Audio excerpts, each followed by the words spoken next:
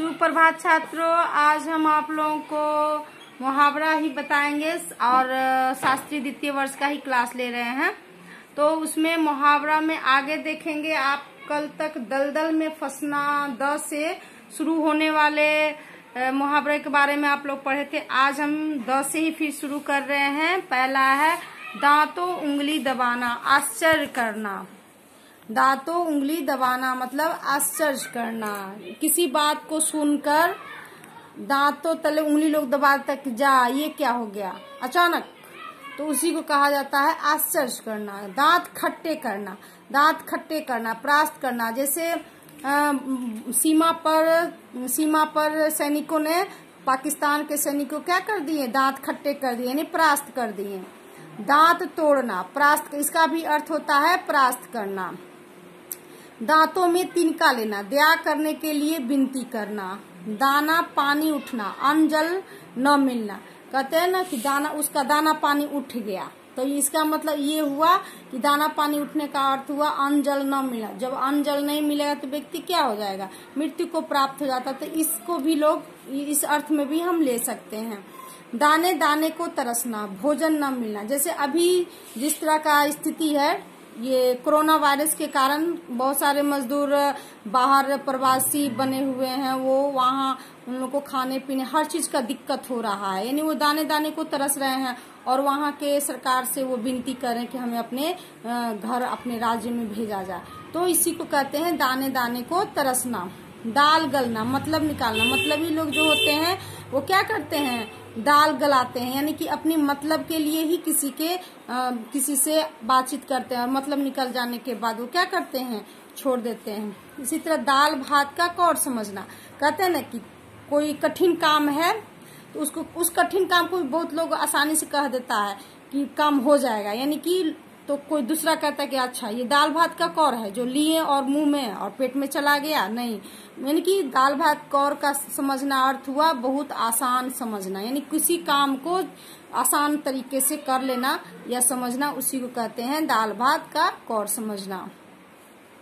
दाल में काला होना, ये छात्रों बहुत प्रसिद्ध है। दाल में काला होना, इसका अर्थ हुआ कि संदेह की बात होना। हाँ, कहते हैं ना कि जरूर दाल में काला है, यानी कि कोई ऐसी बात है जो संदेह की बात होती है, जिस पर शक किया जाता है। दिन में तारे दिखाई देना, मानसिक कष्ट के कारण बौखला जाना। जो व्यक्ति कष्ट में होते हैं तो उन्हें दिन में भी तारे दिखाई देते हैं, यानी मानसिक कष्ट के कारण वो क्या होता है, बौखलाया हुआ रहता है, क्रोधित रहता है। दिन दूना रात चौगुना होना, इसका अर्थ होता है खूब तरक्की करना। कुछ व्यक्ति ऐसे होते हैं जिनको मतलब तरक्की पर तरक्की मिलते जाता है, उसी को कहता है कि वो व्यक्ति दिन दुना रात चौगुना कर रहा है।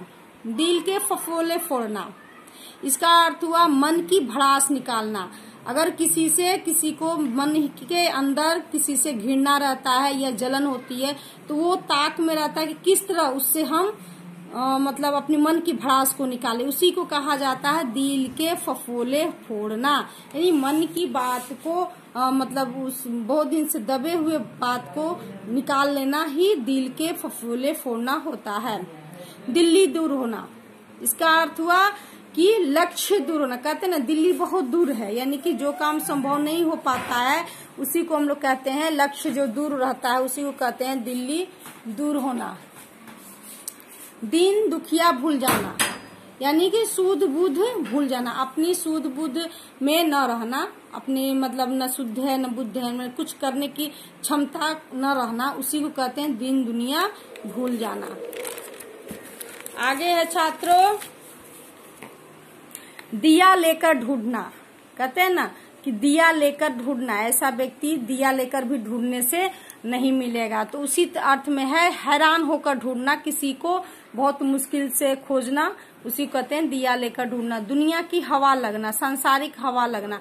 कहते हैं कि कुछ ऐसे व्यक्ति होते हैं जो गांव से शहर जाते हैं और वहां जाने के बाद उनका रंग ढंग हर चीज बदल जाता है, तो कहते हैं कि वो दुनिया की इसको हवा लगे, यानी कि सांसारिक हवा, नहीं कि हर तरह से मतलब वो परिपक्व हो गया है, उसी कहेंगे दुनिया की हवा लगना। दुम दबाकर भागना यानी कायरता पूर्वक भागना। अगर कुछ व्यक्ति ऐसे होते हैं जो अपने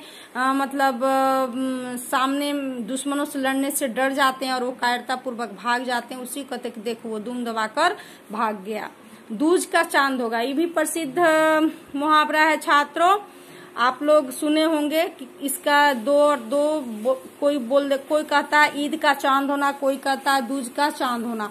तो दूज का चांद का होना कि मुश्किल से दिखाई देना, जैसे ईद का चांद क्या है, बहुत मुश्किल से दिखाई देता है, तब ये मुस्लिम लोग ईद का पर्व मनाते हैं। इसी तरह दूध का दूध, पानी का पानी होना, यानी पक्षपात रहित न्याय करने, यानी किसी के पक्ष में न होकर सही न्याय करना ही क्या कहलाता है, दूध का दूध, पानी का पानी।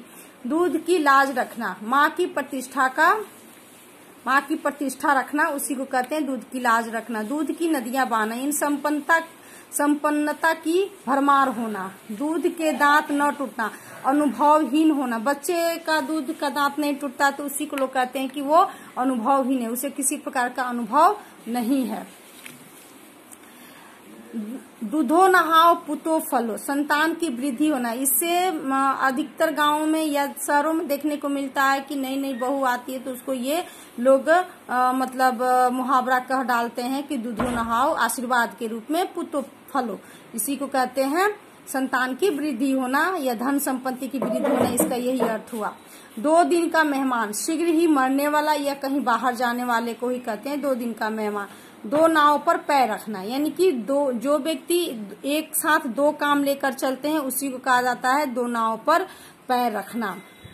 द्रविड़ प्राणायाम करना, सीधी बात को घुमा फिरा कर कहना। धक्का देना, अपमान करना, धक्का लगना, नुकसान होना। धज्जिया उड़ाना, दोष दिखाना। धत्ता बताना, टाल देना, यानी किसी काम को करने से मना कर देना या टाल देना का अर्थ होता है, मतलब धत्ता बताना का अर्थ होता है टाल देना। धरना देना, आंदोलन करना, सत्याग्रह करना। छात्रों, धरना देना, जैसे अभी के समय में बहुत सारे मजदूर बाहर फंसे हुए हैं, वो वहां के सरकार के आगे जाके क्या कर रहे हैं, धरना दे रहे हैं, आंदोलन कर रहे हैं, उसी को कहते हैं धरना देना। धरती पर पांव न रखना, घमंड में चूर होना।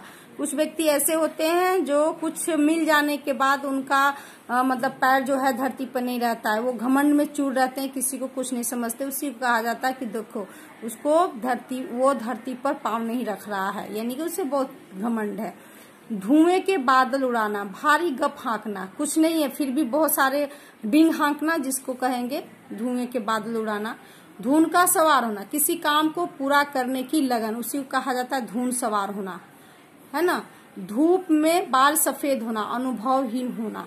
कुछ व्यक्ति है ना कहते हैं ना कि ऐसे ही बाल मेरा सफेद नहीं हो गया है, कहने का अर्थ हुआ कि जो अनुभव से जिनका बाल पकता है या सफेद होता है उसको वो लोग कहते हैं कि ये अनुभव है। यहाँ पर धूप में बाल सफेद होने का अर्थ होता है कि जिसके पास अनुभव नहीं है और ऐसे ही बाल पक गया, सफेद हो गया, उसी को कहेंगे अनुभवहीन होना।